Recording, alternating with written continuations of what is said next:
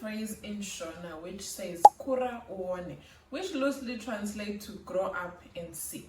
And usually this phrase is said by our mothers or our parents when we're being immature or thinking that we are bigger than we are, and they are explicitly saying grow up and then you see for yourself. So where am I going with this? In nursing school, there are skills or there are tasks or there are projects that we're expected to do.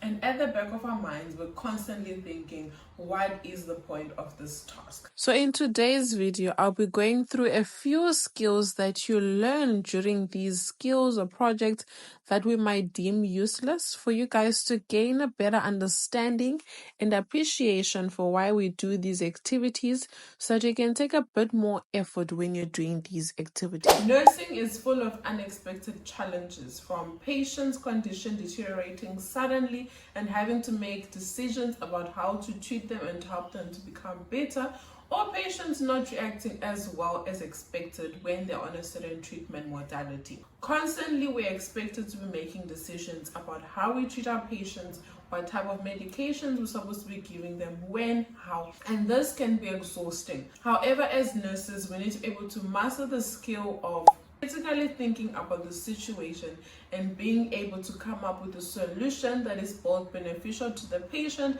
and is also not going to harm them at the same time. In nursing school, we usually focusing a lot on case studies. You're given a scenario about a patient, and also this is the reason why we have simulation labs and also why we have OSCEs.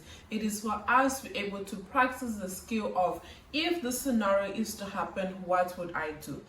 It's also important to add that as much as we learn the skill during our clinical modules, we're also learning the skill with our non-clinical modules, such as your human biology, your mental health, chemistry, etc. When we're answering questions in an exam, when we're doing projects, when we're working with other students, etc., the skill of problem solving and critical thinking is still covered in those modules.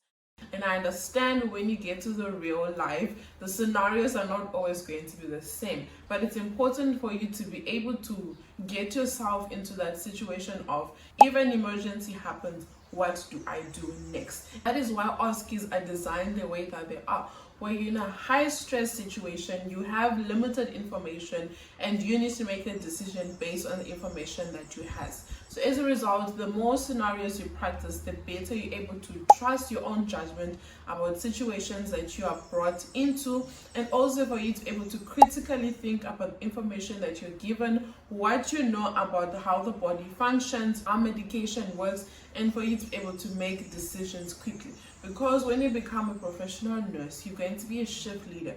People are going to be looking out at you for you to be able to make decisions based on the information that you have. Nurses handle a lot of information, from patient medical history, the type of medication that they're on, the kind of devices that they have, procedures that they have gone to, care plans that they are on, etc. And I imagine for one patient, there's a whole package that you have to learn. And now you have a whole ward of 30 plus patients that you need to be knowing what is going on with them.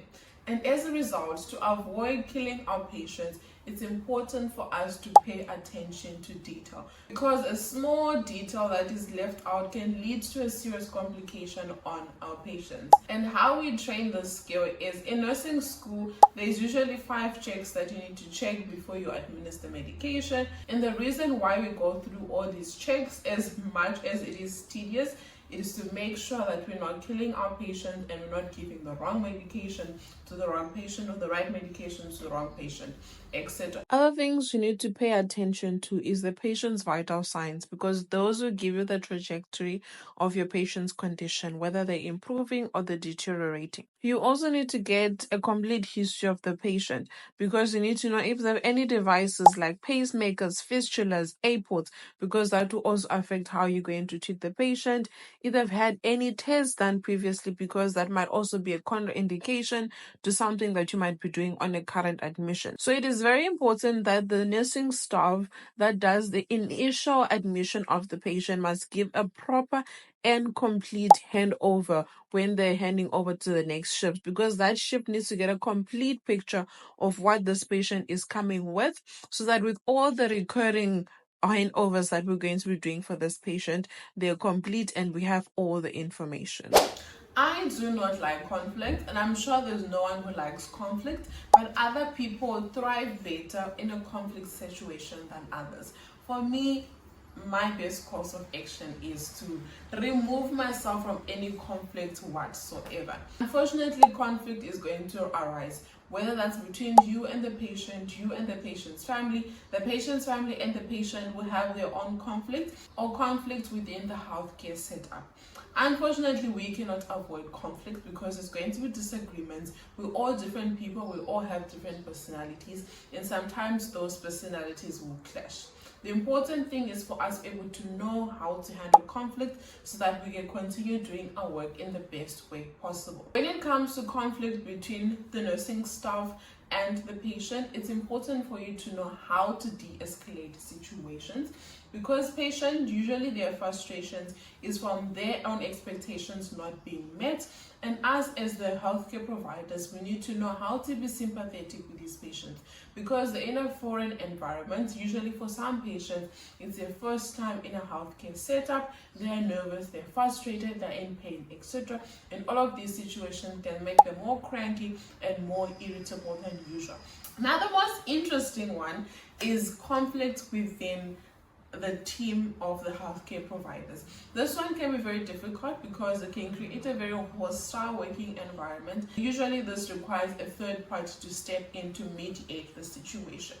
And these situations are usually created in nursing school through group projects. And that is the whole point why we have so many group projects in nursing school, for us to be able to work with people, work with different personalities, and be able to deal with situations when conflicts arise. And one of the most important skills I've had to learn as someone who runs away from conflict, and I'm very much an introvert, I don't like to confront people, etc.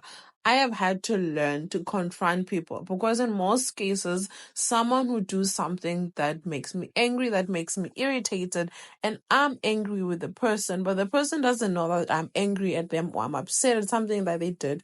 So if you do not address the issue will not be resolved.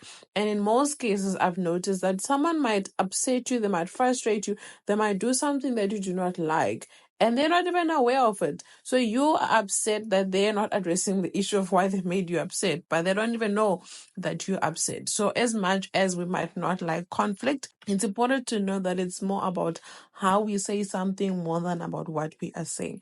If you can approach the person in a calm manner and usually on a one-on-one basis, you have a better outcome than trying to do it in a group, because one, they'll feel embarrassed, they'll feel threatened, they feel like you're ganging up on them, and obviously they're less likely to have a positive response to you addressing an issue if someone else is around. Effective verbal and written communication is essential in nursing. You will need to be able to communicate clearly with patients, their families, and your healthcare team to ensure everyone is on the same page. Whether it's delivering difficult news or explaining a treatment plan, good communication builds trust and ensures patient safety.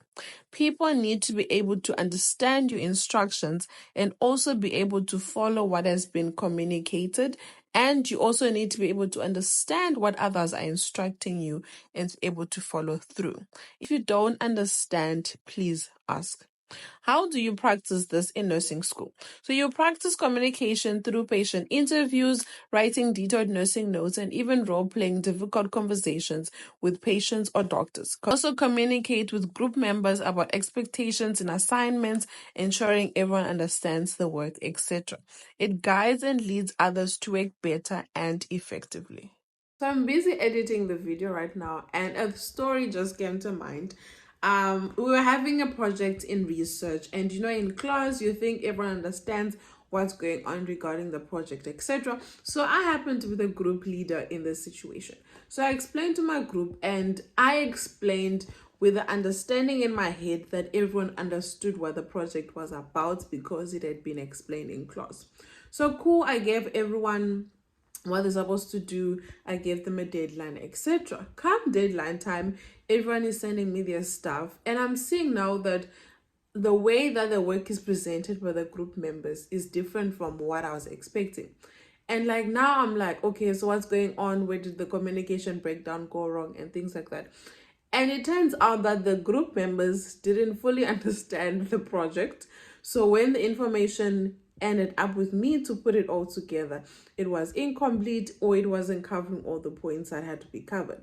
And that was my mistake as a group member, because I assumed that everyone understood and we were on the same page regarding what are the expectations with the project. So it's the same thing with you when you're communicating with others in a nursing school setup, and eventually when you go into a clinical setup.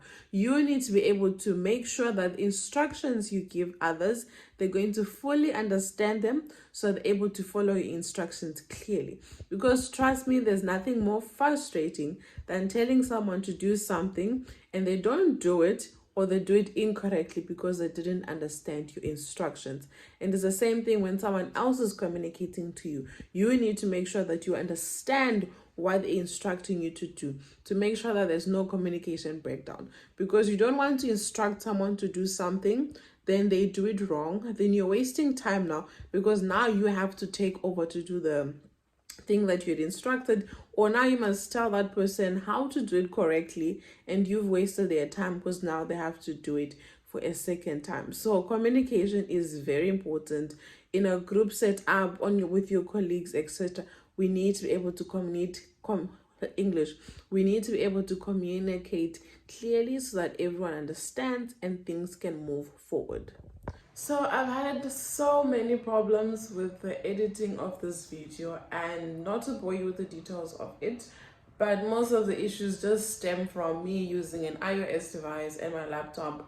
Being a Windows laptop, it's just not been compatible, so a lot of my footage went missing or it's in the wrong format, and yeah, it's just been a whole lot of stuff. So I'm going to unfortunately have to split this video into 2 parts. So that's why I have to create an outro for this part. And then obviously in the video that I'll post next week, it will have the original outro that I had filmed. Don't forget to like this video if you learned something in the video, or comment down below and let me know which of these skills are you busy trying to sort out and learn and master, and which other skills you still have to figure out. And also don't forget to subscribe if you haven't. I was actually looking at my statistics for this month, and 91% of my viewers this month were new viewers. So if you haven't subscribed yet, don't forget to subscribe down below. So until next week, Friday, 12 p.m. South African time, have an awesome one. Bye